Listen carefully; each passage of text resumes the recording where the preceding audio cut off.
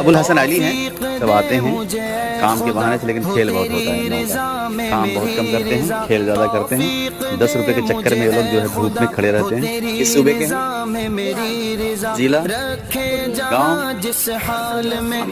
ये देखिए। आप कहाँ नानी के आए हैं? ये देखिए मकई, ये जो ढेर लगा है, देखिए ये देखिए, इधर देखिए। आप 10 रुपए पे पूरे दिन काम करेंगे? इधर आइए, ये देखिए, ये भी देखिए 10 रुपए के चक्कर में पूरे असर तक काम करेंगे। हमारे खेत के मेन सेठ है ये दिखते हैं कैसे, देखिए ये सेठ का बच्चा है ये। बोलिए आपका नाम क्या है? अब्दुल रहमान।